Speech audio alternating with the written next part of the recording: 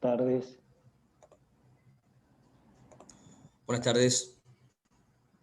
Buenas tardes. Mucho gusto.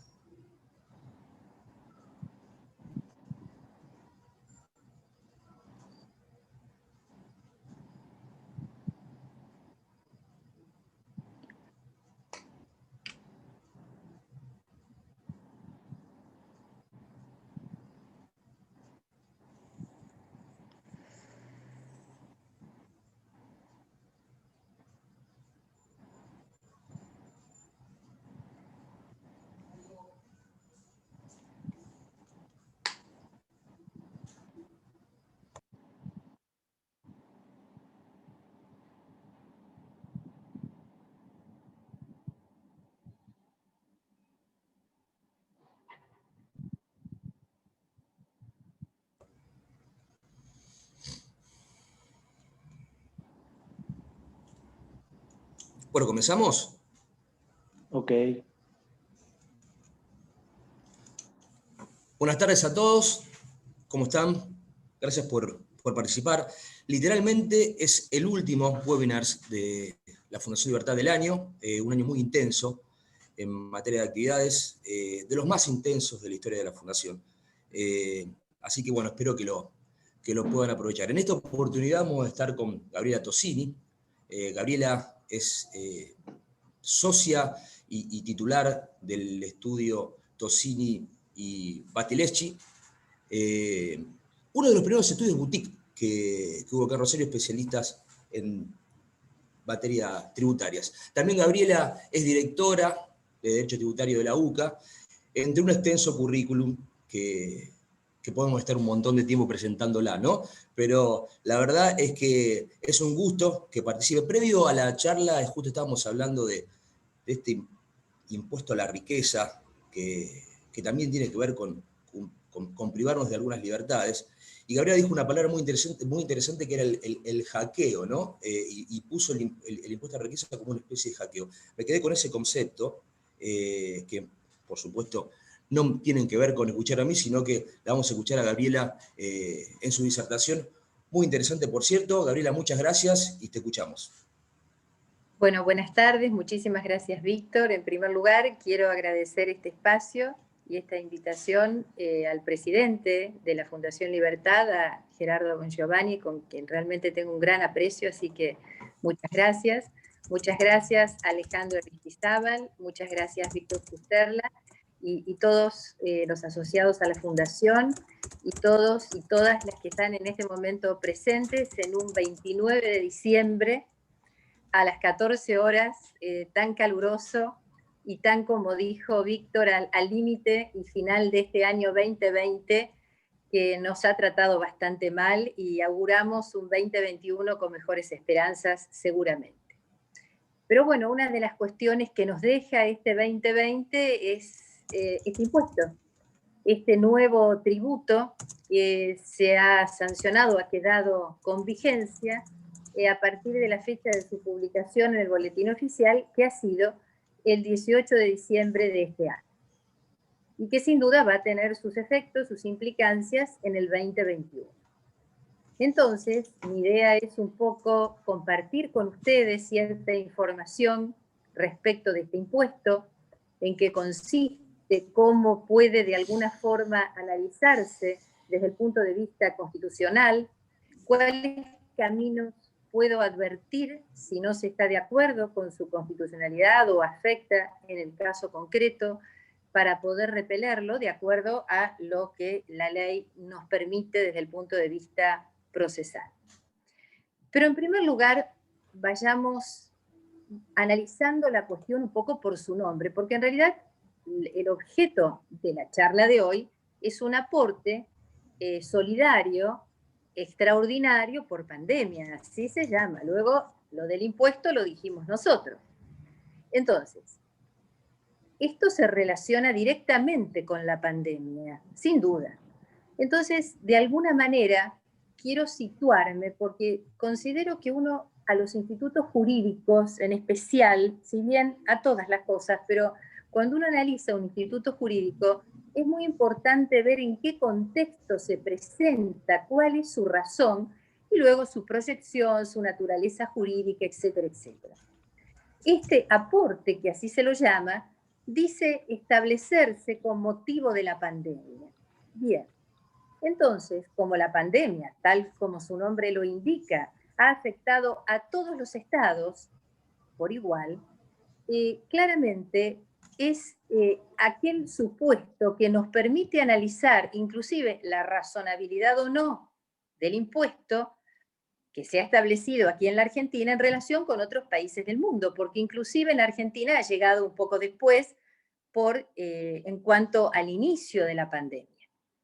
La pandemia se declara el 11 de marzo de este año y al día siguiente ya en Argentina se dicta un decreto de necesidad de urgencia que establece el aislamiento social obligatorio, luego distanciamiento, bueno, y así hemos estado desde ese momento.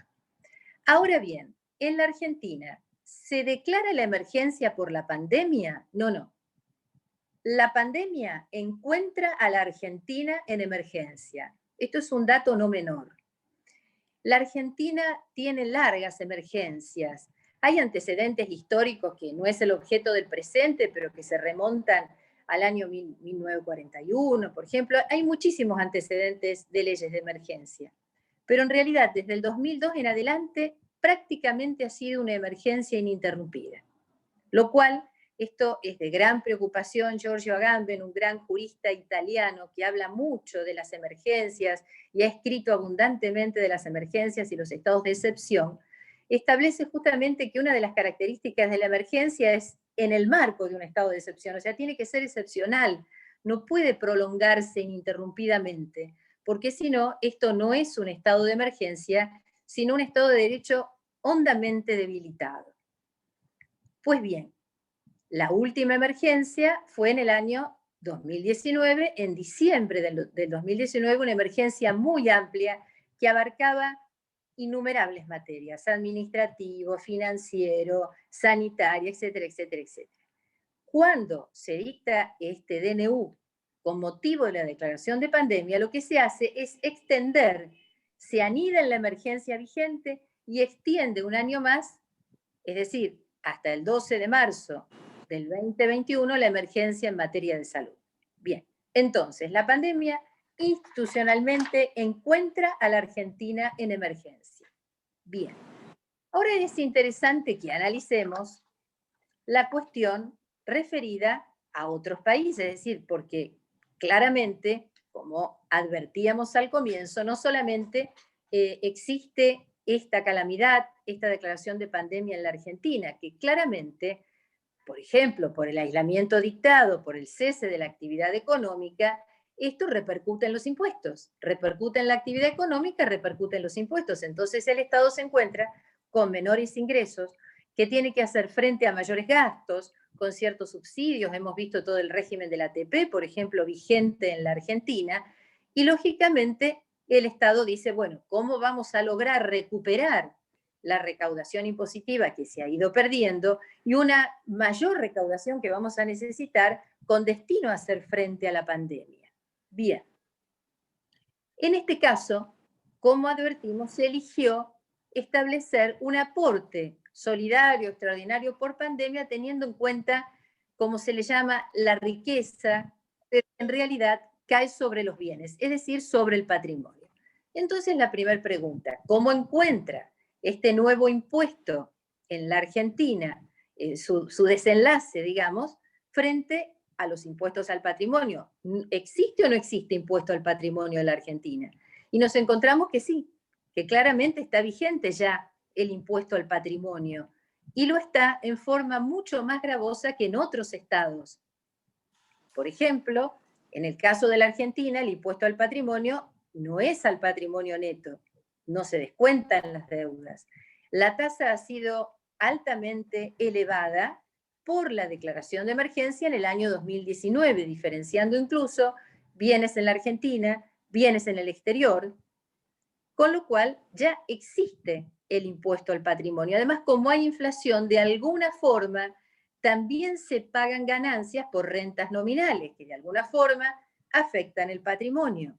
Habiendo inflación, sin duda alguna también tenemos un impuesto a los activos monetarios. Entonces, en este estado, desde el punto de vista impositivo, así encuentra la declaración de pandemia a la Argentina, con impuestos patrimoniales. Bien, ¿qué ha pasado en el mundo? Si ustedes ingresan a la página de la OCDE, por ejemplo, van a ver que las medidas dictadas han sido, en general, tuitivas para el contribuyente, tratándoles de establecer mayores facilidades de pago, algún régimen de beneficios, quita de intereses, postergaciones en las fechas de pago, etcétera, etcétera. Pero lo mismo ha sucedido en la Argentina. Ahora, ¿qué pasa? ¿Todos los estados han decidido establecer un impuesto a la riqueza o un impuesto patrimonial o a las grandes rentas o a las grandes fortunas? ¿O solo ha sucedido en la Argentina? Bien, nosotros analizamos esta cuestión y podemos concluir en lo siguiente. El impuesto al patrimonio, y esto es una regla de oro si lo analizamos en el marco del derecho comparado, incluso con anterioridad a la pandemia, el impuesto al patrimonio tiende a desaparecer, porque es lo que llama Dino Harach, un gran doctrinario del derecho tributario, es a la manera de un capital levy, es decir, lleva una parte del capital, no trabaja sobre los beneficios que estos generan, sino sobre lo que genera la riqueza, lo que va generando fuentes de trabajo, actividad, etcétera, etcétera. Entonces, prácticamente en el mundo, los estados hoy no gravan el patrimonio. Por ejemplo, de los países que integran la OECD, solo hay 3 que gravan el patrimonio. Suiza, tasa del 0,30, Noruega, 0,85, España 0,2 al 2,5, pero con topes, no es como en el caso de la Argentina al patrimonio bruto. Y luego, otros países, por ejemplo, Venezuela lo ha establecido el año pasado, pero luego en general no está vigente el impuesto al patrimonio. Recuerdo como anécdota que Francia, dentro de los países europeos, en el año 2017 decidió derogar el impuesto al patrimonio, puesto que los franceses huían a otros territorios, a otras jurisdicciones para fijar sus residencias, porque no les convenía estar en Francia siendo gravados por un impuesto patrimonial como el que estaba vigente en ese momento. Y entonces, ¿qué hicieron los estados frente a la pandemia? Bien, acá yo analizo un trabajo muy interesante que ha hecho un colega, el doctor Matías Olivero Vila, que seguramente en alguno de sus artículos que suele escribir asiduamente en El Cronista o en otros medios lo ha citado. Y aquí se ha hecho un verdadero análisis que ninguno de los países, absolutamente ninguno, ha establecido este impuesto patrimonial, ni tampoco ha vuelto a establecer el impuesto al patrimonio. Fíjense ustedes que, por ejemplo, en España recientemente, incluso ayer salió una noticia de aumentos en los impuestos con motivo de pandemia, pero no lo fue respecto del impuesto al patrimonio, que sí lo tienen vigente, era el caso que mencioné, pero no han decidido, sin embargo, aumentarlo. En Estados Unidos, que no se aplica el impuesto al patrimonio, justamente hubo un proyecto para gravarlo con motivo de la pandemia, pero no tuvo seguimiento, no tuvo sanción legislativa. Ha habido proyectos en los diversos estados, por ejemplo, en Perú, en Ecuador, en Francia nuevamente, en Italia ya no sobre el patrimonio, sino el establecimiento de una tasa COVID progresiva durante los años 2020 y 2021 a los réditos anuales cuando superaban 8.000 euros, pero tampoco obtuvo sanción legislativa. Y en paralelo hay otros estados que dijeron, bueno, ya que estamos en pandemia, lo que vamos a hacer es tratar de lograr alcanzar otra capacidad contributiva, es decir, otra forma de exteriorización.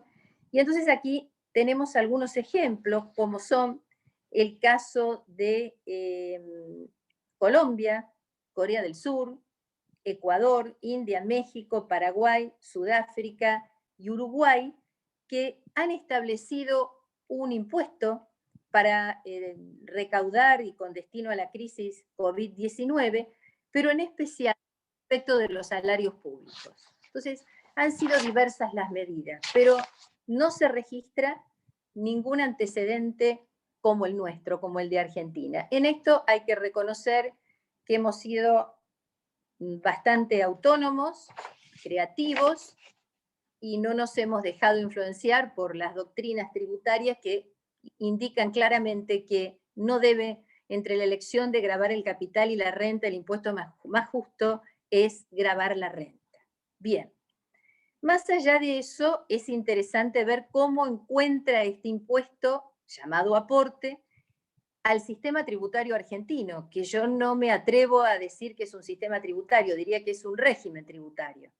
Pues bien, allí todavía el test es menos alentador. Veamos. Resulta que Argentina, por un informe del Banco Mundial, si ustedes ingresan a la página Giant Business del Banco Mundial, vamos a ver que Argentina tiene el sistema tributario más gravoso del mundo en segundo lugar. No supera solamente unas islas africanas Comoras. Pero luego, el peor sistema tributario, el más gravoso, es el nuestro. No solo a nivel nacional, con lo que acabamos de mencionar, por ejemplo, habiendo inflación que no se permita establecer el ajuste por inflación impositivo, que no se lo permita establecer en el año en que acontece y que haya que diferirlo. Mediando inflación necesariamente se hacen más gravosos los impuestos y se establece un nuevo impuesto a los activos monetarios.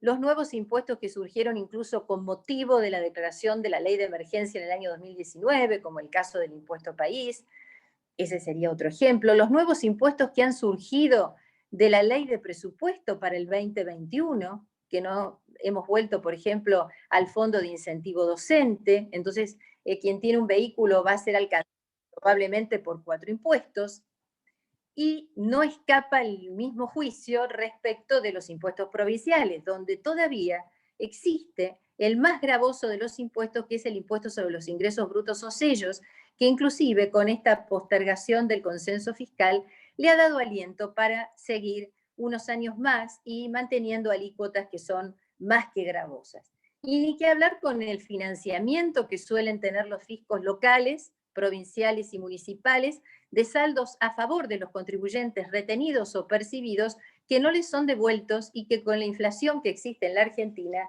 prácticamente son expropiaciones sin ley. Bien. En este contexto, entonces, aterriza este nuevo impuesto a la riqueza o aporte solidario extraordinario por pandemia. Entonces también la pregunta, bueno, pero quizás sea la primera vez, ¿qué pasa con estos impuestos extraordinarios? Hay un motivo que parece realmente loable. Bien, reflexión personal. Considero que el régimen tributario argentino, no el sistema tributario argentino, es un conjunto de impuestos extraordinarios que se han ordinarizado en la Argentina y cuando aterrizan, llegan para quedarse y a veces para siempre. Voy a fundar mi respuesta. Piensen ustedes que como ejemplo claro de un impuesto extraordinario es el impuesto a las ganancias. El impuesto a las ganancias, que grava la renta, nace en la Argentina luego de la crisis del año 20 y cómo golpea en la Argentina.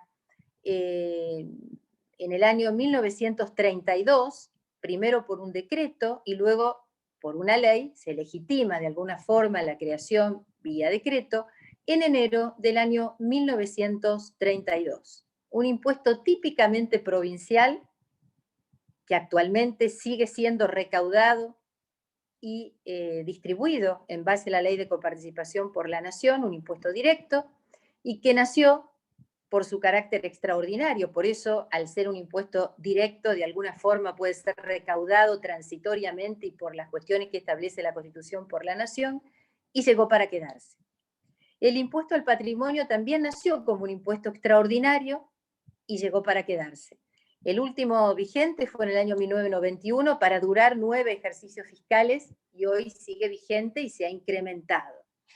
Y como los casos más manifiestos de impuestos que rigen en la Argentina, podemos mencionar otros y podemos mencionar otros que han pasado, que no llegaron para quedarse, pero que también han nacido por cuestiones extraordinarias o por crisis y demás.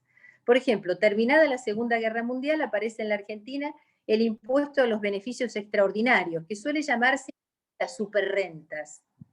Este impuesto se da fundamentalmente o trata de alcanzar la mayor ganancia que se obtiene respecto de ciertas actividades con motivo de la crisis. Con motivo de la crisis, normalmente todas las actividades se ven afectadas con menores rendimientos, pero quizás hay otras que no. Pensemos en el caso de la pandemia, cuestiones de medicamentos, productos como los desinfectantes, alcoholes, etcétera, etcétera. Entonces, lo que se hace es alcanzar con una mayor alícuota ese mayor ingreso que se ha tenido con motivo de la crisis. Parece justo. Incluso hay una cita que hace de Juano, citando a su vez a Roosevelt, y dice que este tipo de impuestos aparece para que el rico no quede más rico ni el pobre más pobre. Parece emparejar, ¿verdad?, hacer justicia. Bien. Otro ejemplo, el año 1974 fue el impuesto de emergencia sobre los premios, juegos y sorteos, y ustedes saben que este impuesto está vigente hasta el 2025. Miren cómo llegó para quedarse. En el año 82, el famoso impuesto de emergencia a los activos financieros. Y allí la jurisprudencia se ha expedido, allí declararon la inconstitucionalidad de este impuesto, por ejemplo, en la causa Insúa, por la retroactividad, en la causa Marta Herrero Viola de Herrera Vega, porque no existía al momento del pago una capacidad contributiva actual. Esto ahora lo vamos a desarrollar con relación al aporte. La capacidad contributiva debe ser actual para que realmente el tributo sea válido. En el año 1985, con el famoso ahorro obligatorio, que ahora vamos a buscar la jurisprudencia que se ha expedido acerca de la inconstitucionalidad o no de este impuesto. Por empezar, su naturaleza jurídica, que más allá de ser llamado ahorro obligatorio, la Corte dijo, es un impuesto. Y allí tenemos los decisorios, por ejemplo, la causa Orbat del 95, la causa Indo, que en el caso concreto dijeron no es inconstitucional, es un impuesto, pero no es inconstitucional porque no se ha aprobado la confiscatoriedad en el caso concreto. Luego, también respecto del ahorro obligatorio, existen otros decisorios que permitieron su análisis constitucional cuando en el caso concreto se podía acreditar la confiscatoriedad. En el año 1989, gravamen de emergencia sobre activos financieros. En el año también 1989, el impuesto de emergencia a automóviles, rurales, yates, aeronaves. En el año 1996, el impuesto adicional de emergencia al precio final de los cigarrillos, vigente hasta el 2022. Luego también el impuesto sobre los bienes personales, que yo les contaba, era por 9 periodos fiscales en el 91 y se fue prorrogando. Luego también el impuesto a las altas rentas en el año 1999, el impuesto sobre bienes personales e impuesto país. Y olvidé decirles, este es el reciente del año 1919, y olvidé decirle el impuesto sobre débitos y créditos del año 2001. También era un impuesto de emergencia que llegó para quedarse. Bien, históricamente ya nos hemos ubicado y ahora este nuevo tributo de emergencia se llama aporte solidario extraordinario por pandemia. Entonces, la primera pregunta, ¿cuál es la naturaleza jurídica de este tributo o aporte que ha sido sancionado por Ley 27.605? Bien, en realidad, y esto yo lo he escrito, digo, parece que tiene denominaciones que generan seguimiento, que parece un fin noble, que suena hasta romántico, ¿verdad? Es solidario, es extraordinario, o sea, quiere decir que es por única vez, es para la pandemia, tiene un destino que justifica aquel importe que se ha establecido de impuesto patrimonial, pero sin duda que parece que el legislador ha optado por la utilización de eufemismos, es decir, son palabras suaves, palabras que dulcifican para no decir algo tan duro, ¿verdad? Como es este impuesto. Ahora, la Corte nos ha enseñado desde antaño que los institutos jurídicos son conforme a su naturaleza, más allá del nomen iuris, dice la Corte, no importa el nombre que se les dé, nos vamos a despojar del nombre para analizar el instituto jurídico que subyace. Y en este caso, a su vez, la Corte nos ha enseñado en sus decisorios, por ejemplo, recuerdo Camaronera Patagónica, que cuando el Estado establece una obligación de un ingreso, de una suma de dinero determinada para un destino que también lo establece el Estado en forma obligatoria, pues estamos en presencia de un impuesto, lo llamemos como lo llamemos. Entonces, la Corte en Orbat, en Mexicana de Aviación, en Camaronera Patagónica, nos da el fundamento para poder afirmar que el aporte es un impuesto. Y ustedes saben que a su vez podría decir, no, pero ni tampoco es un impuesto. Y en esto me remonto al año 1941. Hay un decisorio muy interesante que hoy volví a leer en la mañana porque, digo, me parece que algo así decía. Es la causa Dolores Cobo de Machi contra Provincia de Córdoba. Les recomiendo, realmente es interesante porque se analizan algunas cuestiones que tienen una íntima relación con este impuesto. Y acá, quien efectuaba la defensa de la contribuyente decía, esto ni siquiera es un impuesto, es un despojo, porque no cumple con los parámetros para ser tal. Entonces, es un impuesto, ahora debemos analizar en el caso concreto si además no se desnaturaliza también como impuesto. Bien. A continuación voy a analizar la ley, la norma.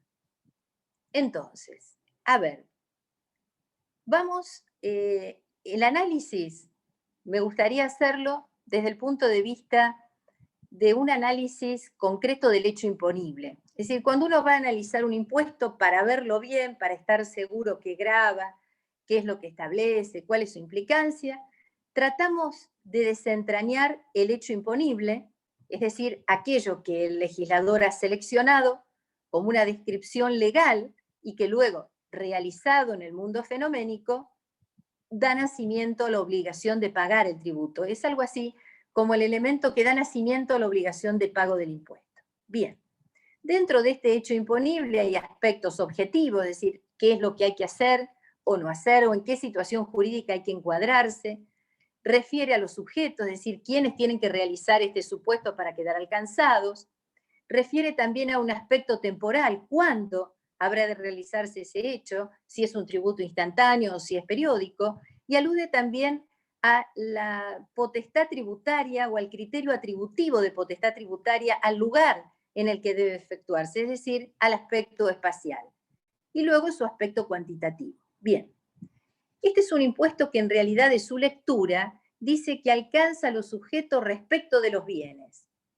Grava el patrimonio, pero en realidad, como no se pueden descontar las deudas, grava los bienes. Es entonces la fotografía de los bienes que tienen los sujetos que luego vamos a describir al 18 de diciembre del 2020. El proyecto originario, recuerden ustedes que esa foto la llevaba para atrás, la llevaba para el 31 de diciembre del 19 y fueron muchas las críticas respecto de la manifiesta violación del principio de legalidad por violar la exigencia de no retroactividad en materia tributaria una vez que ha ejercido el hecho imponible. Entonces, ahora la foto es al momento de publicación de la ley en el boletín oficial. Luego hablaremos de una presunción que, sin embargo, para atrás establece la ley. Los bienes, todos los bienes. Ahora bien, a diferencia del proyecto originario, el actual proyecto dice que no van a estar alcanzados, lo hace a la manera de una exención, aquellos sujetos que posean bienes que no superen la suma de los 20 millones de pesos, que conforme el dólar oficial tipo comprador del Banco Nación Argentina del 18 de diciembre del 2020, están alcanzados aquellos sujetos que superan la suma de $2.439.024. O sea, eso en dólares. Bien.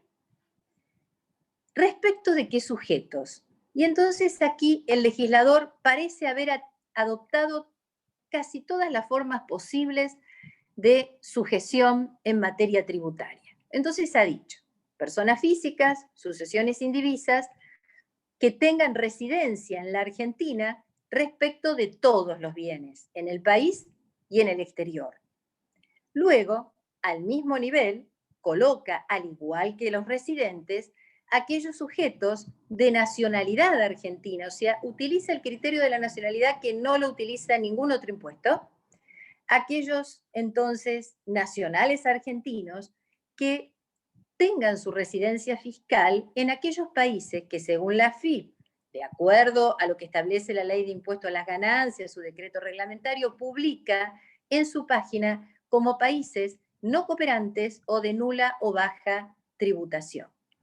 Respecto de los primeros, es una larga lista de 95 países actualmente al día de ayer, y respecto de los países de nula o baja tributación son aquellos que el impuesto a la renta, o sea, la alícuota de impuesto a la renta, no llega a superar, o sea, es menor al 60% de la que se establece en Argentina.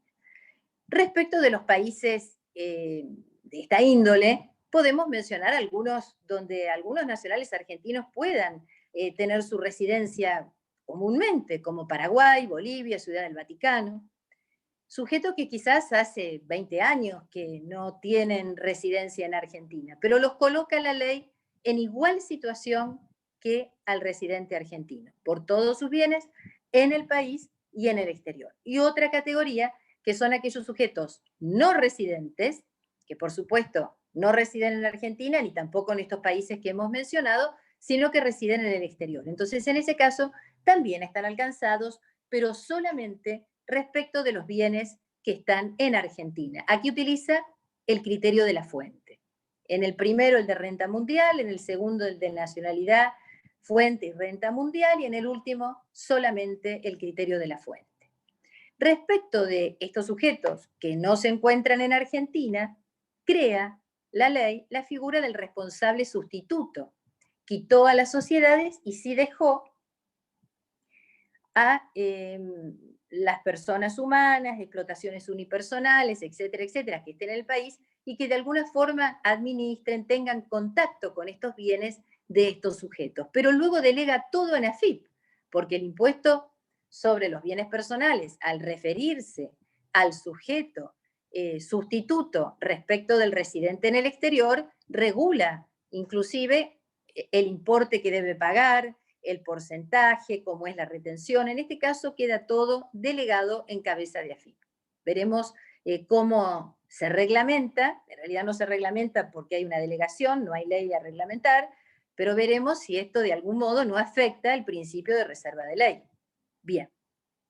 Entonces, esto respecto de los sujetos, y ahora vamos a los bienes. Es decir, es de todos los bienes, no hay exenciones, como sí las hay en el impuesto sobre los bienes personales, no hay tampoco criterios de pagos a cuenta de lo pagado en el exterior, no hay mínimos no imponibles, y además dice que para establecer la base se tendrá en cuenta los aportes que tenga el sujeto en tras, fideicomisos, fundaciones de interés privado, participación en sociedades, etcétera, etcétera, etcétera. Entonces acá la cuestión, pero si los aportes han sido en forma irrevocable.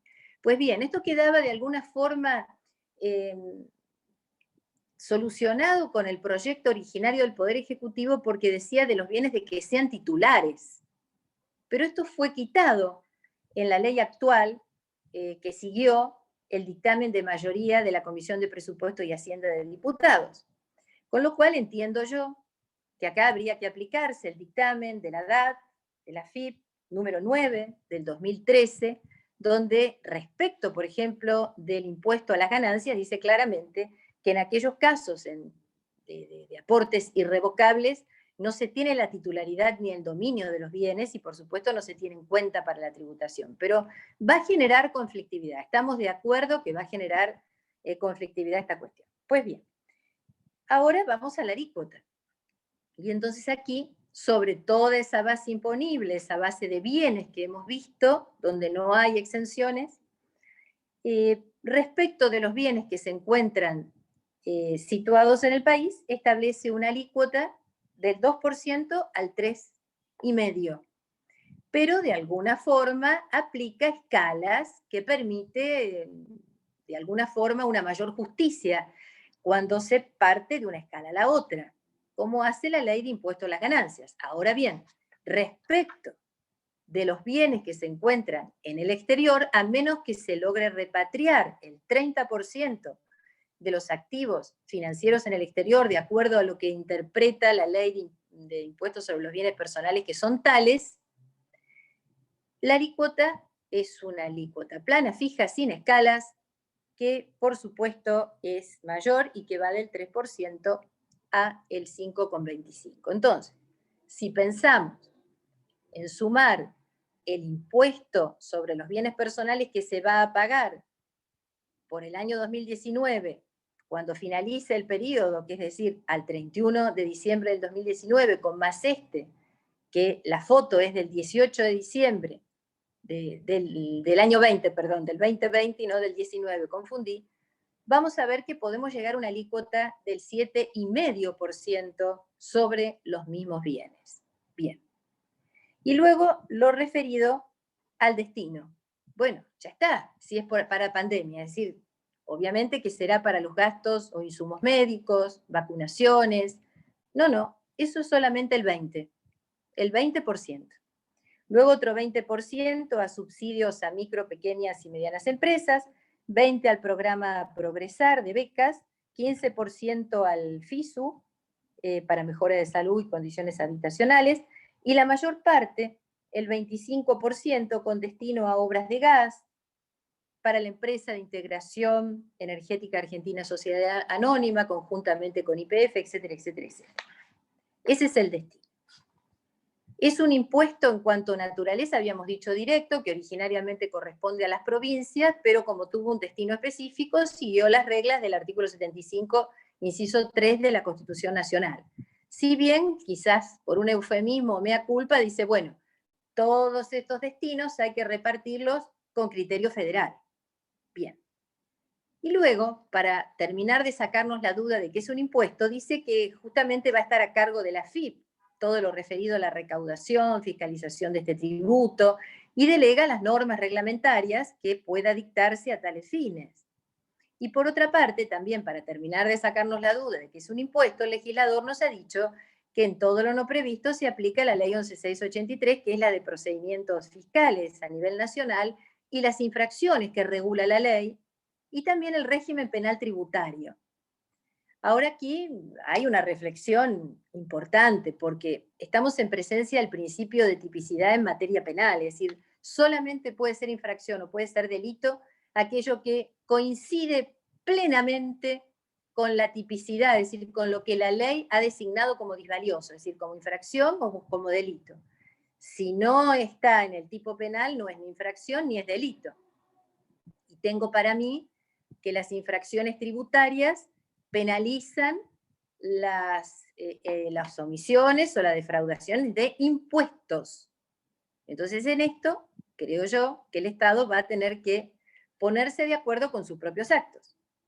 De igual modo, la ley penal tributaria también habla de tributos, ya no de impuestos, pero de tributos y de aportes al Sistema Nacional de Seguridad Social, que son otros aportes. Entonces, en esta cuestión también se va a generar gran conflictividad cuando el Estado decida aplicar sanciones o penas por delitos. Y finalmente la presunción. Esto viene de lo que se relaciona a las leyes candado o efecto noticia. Es decir, cuando se está hablando en un país que va a salir determinado impuesto, las personas buscan acomodar sus cosas para no quedar alcanzados. Y entonces todavía no hay ley que lo obligue, con lo cual forma parte de la economía de opción del contribuyente. Entonces, para aventar tal cuestión, lo que ha hecho esta norma, esta ley, es decir, bueno, todos los movimientos de bienes operados durante los 180 días anteriores a la vigencia de la ley donde indique que esa masa o esa base imponible de tributo ha disminuido en su porción, en el caso que se presuma que ha habido una maniobra elusiva, entonces podrá la AFIP presumir que integran la base imponible de los bienes. Y acá una gran cuestión. Esto es una presunción. Sí, claro, es una presunción juris tantum, no admite prueba en contrario, va a haber que probarlo. Pero ojo que también afecta de algún modo el hecho imponible. El hecho imponible es los bienes al 8 de diciembre, no los anteriores. Otra cuestión que va a generar gran conflictividad. Y va en contra, entonces, si no hay una aplicación retroactiva, sin hecho imponible, y va en contra de jurisprudencia también muy reiterada de la Corte de la Nación. Recuerdo, por ejemplo, Chocolates Águila, que el contribuyente tiene plena libertad, y en el marco de este evento, en el marco de la Fundación Libertad, y lo que hablábamos con Víctor recién, es decir, el contribuyente tiene plena libertad para tributar conforme a derecho de la manera menos gravosa posible. Bien, entonces, esta será otra cuestión que va a generar conflictos que seguramente se va a judicializar. Presentado el impuesto, ¿qué tipo de test de constitucionalidad podríamos efectuar respecto de él? ¿Es un impuesto? Sí, claramente. Luego veremos si no es un despojo. En primer lugar, yo siempre digo que uno de los principios constitucionales claves en materia impositiva es el de legalidad o reserva de ley, porque hace a la representatividad, hace a la división de poderes, hace que solo el poder legislativo pueda decidir en un Estado qué impuestos se establecen y cuáles no. Es lo que originariamente decíamos como principio de autoimposición, que solo el pueblo, en el caso nuestro, a través de sus representantes, puede elegir qué se paga como impuesto y qué se exonera. Entonces, de algún modo vemos que se afecta el principio de legalidad o de reserva de ley en el caso de este impuesto a la riqueza. No, por supuesto, en la manera en que lo hacía el proyecto originario, el proyecto que luego obtuvo modificaciones en la Comisión de Presupuesto y Hacienda, que establecía la foto de los bienes retroactivamente. Pero, sin embargo, hay violación a la legalidad por retroactividad en algunos supuestos tales como aquellos sujetos que por convenios de doble o múltiple imposición tienen derecho a declarar los bienes de una forma o de la otra, y no todos los bienes como se establece cuando existe el juego entre bienes en el país y bienes en el exterior, o se tiene domicilio en el exterior. Otra cuestión es respecto de la residencia, y por esto aquí me detengo y no lo mencioné en el análisis del impuesto.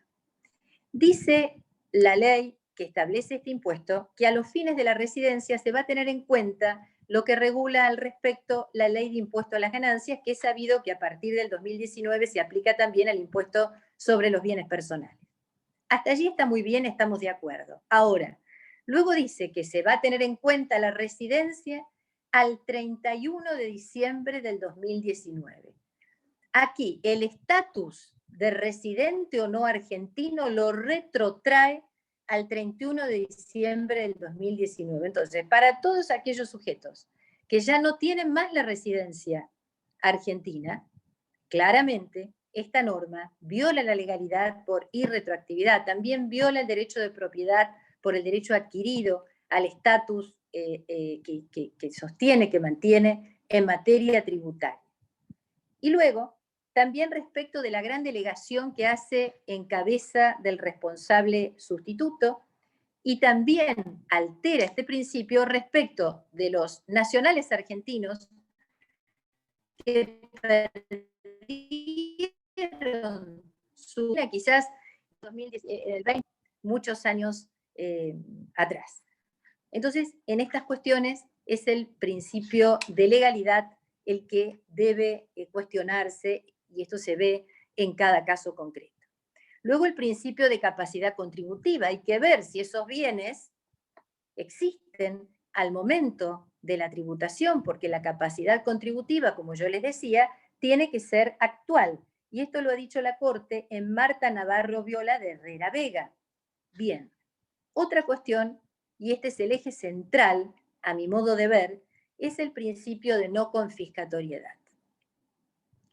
porque en esto se va a detener seguramente la justicia, en analizar si el impuesto, porque no nos olvidemos respecto del ahorro obligatorio, la causa Orbat y la causa Indo. La Corte de la Nación Argentina dijo, en principio es válido, ¿por qué? Porque todo parte de también criterio de corte, que si se trata de una ley que ha pasado por el análisis del Congreso y los legisladores han decidido establecer este impuesto y de esta manera, en principio es válido.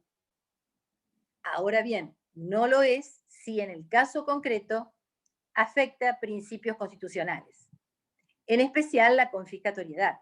Este es un claro ejemplo de análisis desde ese punto de vista, porque cuando se refiere a impuestos que afectan claramente la reserva de ley o la legalidad, como fue en su momento las retenciones a la exportación, que eran un impuesto y se establecían por una resolución general, es decir, por un acto de AFIP, eso es manifiesto, es contrario a la Constitución Nacional sin tener que probar nada en el caso. Pero acá necesariamente vamos a tener que probar que en el caso concreto es confiscatorio. Entonces vamos a tener que buscar toda la jurisprudencia de la Corte al respecto, en especial respecto de los impuestos patrimoniales, que hay cantidades de decisorios, incluso muy viejos, pero que son doctrina actual de la Corte, ¿verdad? Si han tenido seguimiento en decisorios posteriores y no se han modificado o no existe una particularidad del caso que genere una modificación. Uno de los casos es el que yo les comentaba recién, que se los mencioné. Luego hay un caso muy claro, que seguramente la Corte lo aplicará, que es la causa Gómez-Álzaga, y otros tantos decisorios, bueno, Dolores Cobo de Machi contra Córdoba, y innumerables decisorios, no hacia la cuestión, sería muy técnico. Pero ¿qué es lo que ha dicho la Corte para que este tipo de impuesto sea confiscatorio? Eso sí puede ser de interés. Pues bien, es confiscatorio un impuesto cuando absorbe una parte sustancial. Si estamos, por ejemplo, frente al impuesto a las ganancias, de la renta o del patrimonio. Y respecto del patrimonio, los criterios de la Corte han sido que absorba una parte sustancial de ese capital, de ese patrimonio, o que afecte una parte sustancial del índice de productividad normal y bien administrado que produce ese patrimonio. Y así en este caso que yo les contaba, tan antiguo del año 1941, que es Dolores Cobo de Machi contra Córdoba, se probó en el caso cuál era, en el año en el que le afectaba, incluso en los últimos 5 años hizo ese análisis, y el impuesto terminaba afectando el 50% del índice de productividad de ese bien. Pensemos si se trata de una cuenta en el exterior, en moneda extranjera, la alícuota que puede dar el banco, que a veces es 0, con suerte el 1,5, el 2, y en este caso puede que el contribuyente tenga que pagar el 7,5. Ahí parece muy clara la prueba, pero tiene que haber prueba contundente, eso sí, estoy segura y se los transmito, hay criterios de, digamos, ciertos protocolos de prueba que hay que acreditar para no fallar en una defensa respecto de la confiscatoriedad del impuesto en el caso concreto. No nos olvidemos que en la Argentina rige lo que se llama el control de constitucionalidad difuso. Es por caso. Bien. Otra cuestión no menor es la referida al principio de igualdad y razonabilidad. Claramente se advierte con la distinción que hace el legislador respecto de los bienes situados en el país y los situados en el exterior. La Corte nos ha dicho que puede claramente el legislador establecer distingos en materia tributaria. Eso no viola la igualdad, al contrario, generalmente tiende a asegurar la igualdad cuando el distingo se nutre de asegurar alcanzar igual capacidad contributiva. Entonces es justo. Ahora bien, el parámetro tiene que ser para ese fin. En modo alguno, dónde se encuentran situados los bienes es un parámetro que indique mayor o menor capacidad contributiva. Haríamos ejemplos de todo tipo para poder probar el absurdo. No se excedería el tiempo, pero quedaría acreditado. Hay cuestiones, yo suelo ponerlo a veces en una defensa, que se explican solo por el absurdo. Es la mejor manera de explicar la arbitrariedad a veces de una norma, incluso en el caso concreto. ¿Qué diversa capacidad contributiva puede indicar tener, por ejemplo, un inmueble en la Argentina o un inmueble en el exterior? Ninguna. Es simplemente una mayor previsión o mejor administración de los bienes en un país que ha descuidado mantener el valor de la moneda durante todos estos años. Es el Estado el que se encuentra en una situación de incumplimiento de acuerdo al artículo 75, inciso 19 de la Constitución Nacional, que le obliga a preservar, a cuidar el valor de su moneda. Entonces, claramente es una norma que castiga simplemente a aquel que ha decidido invertir en el exterior. Y más aún con la posibilidad de repatriación, que hay que ver si eso es repatriar. Repatriar es volver a llevar al país de origen. Quizás nunca estuvieron estos bienes en la Argentina. Pues bien, pero más allá de eso, con esa exigencia de inmovilidad durante el plazo de un año, con la especificación, etcétera, etcétera, lógicamente que parece dar la posibilidad de repatriar, pero esa es una verdadera encerrona para el contribuyente. Entonces, en definitiva, no genera una decisión libre la posibilidad de la repatriación y termina cargando con una alícuota mayor con total violación al principio de igualdad y de razonabilidad. Y afecta también el artículo 14 de la Constitución Nacional, que es el derecho que tiene toda persona a circular libremente en el país y entrar y salir del país, consigo misma y con sus bienes. Bien. Luego también veríamos el principio de la razonabilidad en cuanto a la elección de la manifestación de capacidad contributiva para gravar. Hay un decisorio también bastante antiguo del año 1951 que se llama Compañía Minera Aguilar. Y acá la Corte nos enseña claramente que hay un derecho que tiene el contribuyente a la preservación, a la conservación del capital, y que entonces el legislador de alguna manera tiene que seleccionar una manifestación de capacidad contributiva que no lo aniquile. Esto fue con motivo del impuesto a la renta, cuando aparece toda la doctrina judicial que indica la deducción de los costes, la implicancia de las amortizaciones y la deducción de las amortizaciones, y se aplica aún más respecto de impuestos patrimoniales. Entonces, aquí también la razonabilidad en la selección. Estas cuestiones, a mi modo de ver, son aquellas que resultan más claras a la hora de poder cuestionar este impuesto, vuelvo a decirles, en el caso concreto. Ahora vamos a los posibles caminos que tenemos para hacerlo. Bueno, de acuerdo al procedimiento tributario vigente en Argentina y al que se aplica supletoriamente, que obviamente va a ser en sede federal porque es contra el Estado Nacional, AFIP, como organismo autárquico, los caminos son los siguientes. La primera pregunta que surge es un amparo. Opinión personal, no es la vía, porque si bien el amparo, luego de la reforma constitucional, con el artículo 43 y su sentido amplio, que no puede haber plazos, que es para todo tipo de cuestión, que hace la tutela judicial efectiva, soy una acérrima defensora a ultranza de la tutela judicial efectiva, del estándar de garantías del contribuyente, pero resulta que es un juicio sumarísimo que no me va a permitir lo que sí me permite un proceso ordinario, y es la cuestión de la prueba, que vuelvo a decirles, así como en los casos de ajuste por inflación impositiva, que ustedes lo han visto, lo han vivenciado, seguramente la prueba es clave. Pues acá la prueba es clave. En especial no tanto para el sujeto residente que le quitaron de un plumazo su estatus de residencia, allí podría analizarse, pero le privamos de la defensa de la confiscatoriedad. En este caso, la cuestión central es demostrar la confiscatoriedad. Y en eso no hay como un juicio ordinario. ¿Y en qué marco entonces? En el de una acción de inconstitucionalidad o acción declarativa de certeza con el pedido de una medida cautelar. Es verdad que es muy difícil lograr una medida cautelar contra el Estado, más aún cuando en el año 2013, en perjuicio de la tutela judicial efectiva de todos los contribuyentes, se modificó la ley de medidas cautelares con total violación al principio de igualdad de armas entre el Estado y los particulares. Pero es la ley que tenemos. Yo en todos mis escritos pido la declaración de inconstitucionalidad, incluso de normas que se aplican, y los jueces suelen, de alguna forma, utilizar incluso dentro del mecanismo de la misma ley algunas medidas que permiten de alguna forma adelantar la inminencia, la urgencia de las medidas cautelares. Pero conforme el código, estas medidas cautelares tramitarían sin avisarle a la contraria, es decir, inaudita aparte. En cambio, esta ley de medidas cautelares ordena el traslado, tiene mayores exigencias que aquellas que están previstas en el Código de Rito a nivel federal, pero es la ley vigente en materia de medidas cautelares.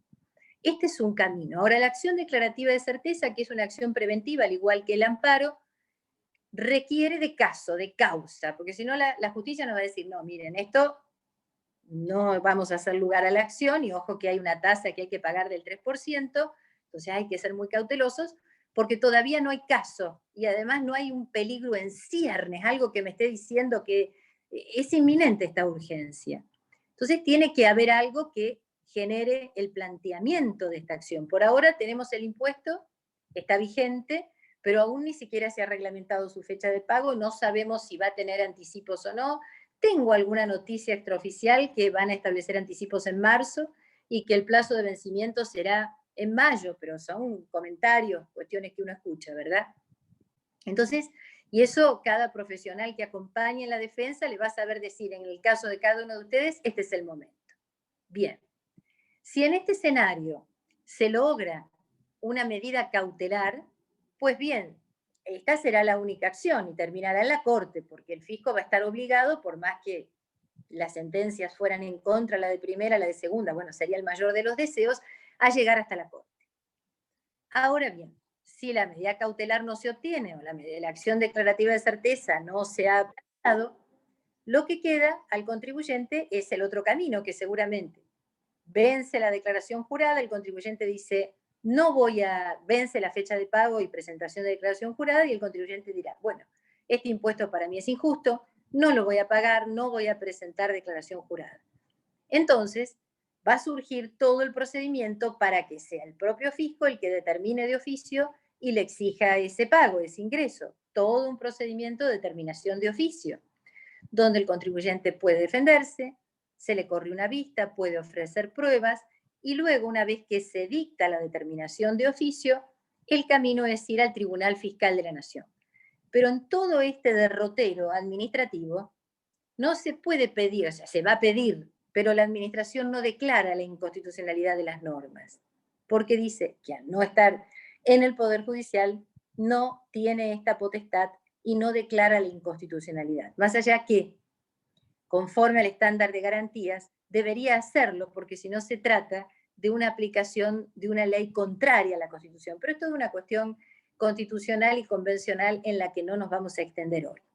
Entonces allí está toda la defensa frente al Tribunal Fiscal de la Nación, pero ¿qué sucede? Luego del dictado de la determinación de oficio, la FIP puede hacer dos cosas. Una, trabar un embargo preventivo. Otra, hacer una denuncia penal tributaria. Si obviamente se exceden los montos, que en este caso siempre lo será, pero si se configura una figura dolosa. Pero puede que denuncie igual, eso no lo sabemos. Entonces allí se va a abrir también en un escenario ante la justicia federal penal. Otra cuestión es haber planteado la acción declarativa de certeza, no tener cautelar y la determinación de oficio y tribunal fiscal. Entonces va a haber dos caminos procesales posibles. Otra, como les decía, es directamente no utilizar la acción declarativa de certeza o inconstitucionalidad, esperar que el fisco golpee la puerta y allí defenderse. Y otra posibilidad es pagar el impuesto y pedir su repetición porque se lo considera inconstitucional. Entonces, en este caso, no corren intereses en contra del contribuyente, sí contra el fisco, pero son muy bajos, no logran ni siquiera compensar la inflación cuando un importe se devuelve por repetición. En este caso, el contribuyente tiene 5 años aproximadamente, por cómo se cuentan, 5 años quizás un poquito más, para poder solicitar la repetición. Tiene que primero hacer un reclamo administrativo previo ante la FIP y luego podrá insistir ante la FIP, podrá interponer la repetición ante el Tribunal Fiscal de la Nación o bien una repetición ante la Justicia Federal. Y luego podrá llegar a la Cámara o podrá a la Corte. Cuando uno plantea una repetición, tiene que saber que la ley le faculta al fisco a iniciar una fiscalización cuando se tiene que devolver una suma a favor del fisco. ¿Para qué? Para ver si no hay algo que compensar y no devolverle tanto. Entonces, no es esa cuestión de, bueno, yo pido una repetición, el fisco se enoja y me inicia una fiscalización. No, tiene derecho a hacerlo, es lo que se llama la teoría de las correcciones simétricas, es ver si realmente existe o no algún saldo a favor de la AFIP y puede determinar incluso aunque el periodo se encuentre prescrito. Entonces, en términos generales, estas pueden ser, digamos, las diversas vías que utilice el contribuyente y que, por supuesto, esto es muy dinámico. Veremos si existen otras posibilidades que la AFIP reglamente lo referido a la ley, es decir, cuál es el plazo de vencimiento, cómo habrá de pagarse, quizás si establece un régimen de anticipos, esto motive aquello que llama ese peligro en ciernes para el planteo de la acción de inconstitucionalidad. Son cuestiones que uno va analizando. Ahora, si se dan los supuestos para la acción de inconstitucionalidad o declarativa de certeza, lo deseable, el mejor escenario, aquello que uno pretende apuntar, es obtener la medida cautelar antes de que el fisco golpee la puerta, porque es lo único que podrá salvaguardar todas las cuestiones de una mayor defensa en sede penal, aquellas cuestiones que hacen incluso a evitar la traba de un embargo preventivo, etcétera, etcétera. Esto, bueno, en términos generales respecto de los posibles caminos, pero no quería dejar de cerrar esta disertación y ahora vamos si hay alguna cuestión, alguna pregunta, algo que pude haber olvidado o que pueda ser interesante de parte del planteo de ustedes. Pero me gustaría, es muy interesante lo que dijo la Procuración General de la Nación en una causa que no sé por qué, pero le encuentro íntima relación con lo que nos pasa. Y quizás les pase a ustedes lo mismo. Y quiero leerla. Es la causa Cine Callao, del año 1960. En esta causa, el Procurador General de la Nación en su dictamen dijo lo siguiente. Cuando un determinado poder, con el pretexto de encontrar paliativos fáciles para un mal ocasional, recurre a las facultades de que no está investido, crea, aunque conjure aquel mal, un peligro que entraña mayor gravedad y que una vez desatado se hace de difícil contención, el de identificar atribuciones legítimas en orden a lo reglado, poco a poco la autoridad se acostumbra a incurrir en extralimitaciones. Y lo que en sus comienzos se trata de justificar con referencia a situaciones excepcionales o con la invocación de necesidades generales de primera magnitud, se transforma con mayor o menor tiempo en las condiciones normales del ejercicio del poder. Ocurre después algo peor. Los mismos gobernados se familiarizan con el ejercicio por parte del gobierno de atribuciones discrecionales para resolver problemas. Relaciono esto con los impuestos extraordinarios en la Argentina. Y finalmente quiero contarles que con motivo de la pandemia, la Comisión Interamericana de Derechos Humanos se expidió en una muy interesante resolución que fue la resolución 1 del 2020, del 19 de marzo del 2020. Y entre todas las cuestiones y recomendaciones que realiza, establece asegurar, le dice a los estados, asegurar que toda restricción o limitación que se imponga a los derechos humanos con la finalidad de protección de la salud en el marco de la pandemia COVID-19 cumpla con los requisitos establecidos por el Derecho Internacional de los Derechos Humanos. En particular, dichas restricciones deben cumplir con el principio de legalidad, ser necesarias en una sociedad democrática y por ende resultar estrictamente proporcionales para atender la finalidad legítima de proteger la salud. Muchísimas gracias y estoy a las preguntas.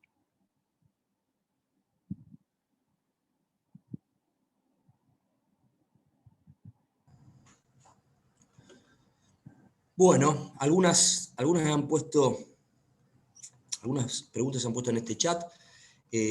También la pueden hacer personalmente, así que simplemente con avisarnos, los desmuteamos y se lo pueden hacer. A ver, te voy a resumir esta que pusieron en el chat. En este aporte, como bien ha sido explicado, no se aplican las excepciones del impuesto a los bienes personales. Por ejemplo, no se apuesta, no se aplican. Por ejemplo, No. Sí. Escucho, Sí. escucho.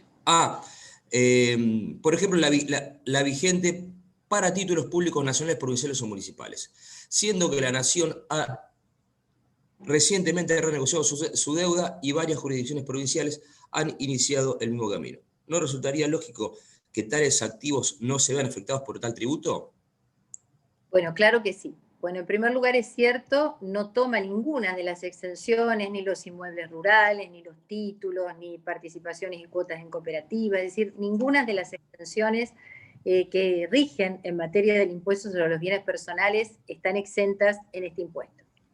Coincido con quien ha efectuado esta pregunta, coincido con la reflexión, pero eso va a servir justamente para efectuar la defensa de qué forma esto resulta aún más gravoso para el contribuyente.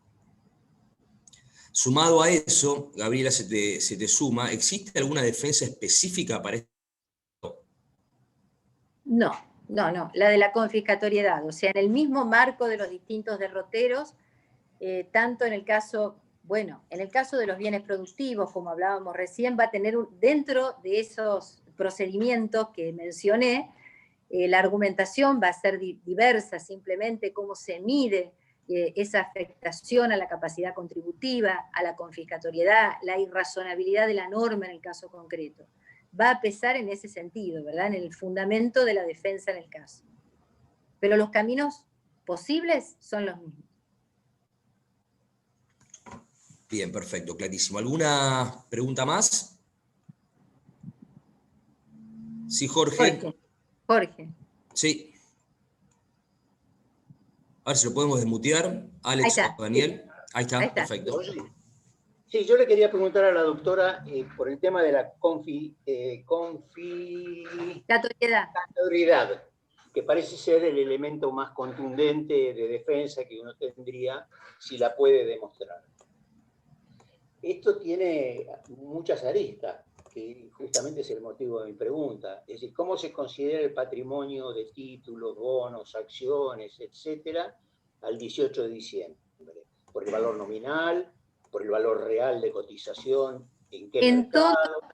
En todo se aplica respecto de la evaluación, que esto no lo decía el proyecto originario y sí lo dice la ley actual, conforme las modificaciones que tuvo en la Comisión de Presupuesto y Hacienda, se aplica en todo la ley de bienes personales. Ahora, respecto de títulos públicos, es un claro ejemplo de una defensa que afecta a la confiscatoriedad, porque ahí el rendimiento es clarísimo. Sin duda, lo que yo aconsejo en estos casos, bueno, esto es muy puntual, pero el contribuyente, a mi modo de ver, debería, al momento del vencimiento del plazo para pagar, cuando así lo establezca el fisco, que todavía no lo sabemos, de alguna forma manifestar su desacuerdo, quizás por la presentación de un escrito, de una multinota, de lo que fuere, con el impuesto para luego tomar cualquiera de esas vías. Y acompañar, en este caso, Jorge, un informe técnico de contador que exponga esta cuestión tan injusta que aparece respecto de los títulos públicos y quizás también acompañado de algún dictamen jurídico respecto de la inconstitucionalidad del impuesto, porque esto también le da la posibilidad de salir de la cuestión penal, un poco aquello que uno dice, el que avisa no traiciona, o sea, le está diciendo al fisco por qué no ingresa el tributo. Pero en todo lo que establece la ley de bienes personales. Muchas gracias. No, por favor. ¿Alguna otra pregunta?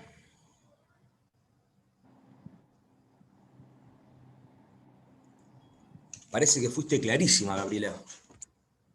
Vuelvo a decir que es un 29 de diciembre, ya las 3:15 de la tarde. El día está lindo, está para otros proyectos también. Para quitar un poco el impuesto. Bueno, si no hay alguna otra pregunta, justamente como decía Gabriela, damos por cerrado este ciclo de webinars que estuvimos haciendo con la Fundación Libertad durante todo el año. Fueron alrededor de 150 reuniones las que hicimos. Justo tuvimos el gusto de que Gabriela nos apoye en esta última jornada. en un 29 de diciembre, como bien lo destacaba. Así que, Gabriela, muchísimas gracias, muchísimas gracias. Literalmente es la última actividad del año, así que muchas gracias, Gabriela, por Bueno, apoyarnos en este momento. Es un gusto para mí cerrar entonces esta última actividad del año y nuevamente felicitaciones por tanta producción en este año tan difícil a la Fundación Libertad y a disposición si querés, les digo mi mail por cualquier duda que pueda surgir con posterioridad o si vos se los querés pasar, totalmente de acuerdo para cualquier cuestión que haya quedado pendiente. Por supuesto.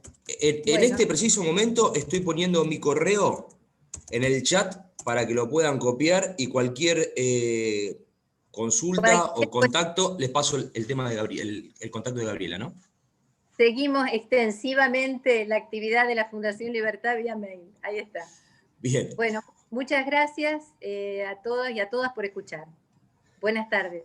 Gracias, gracias a vos, Gabriela, gracias a todos. Que tengan un buen año. Espero que nos encuentre con salud el año que viene para poder enfrentarlo de la mejor manera. Nos estamos viendo en el 2021. Muchas gracias. Bueno, y agradezco todos los chats y me sumo a los mejores augurios para el 2021, que lo merecemos realmente. Muchas gracias. Tal cual, Hasta tal cual. Muchas gracias.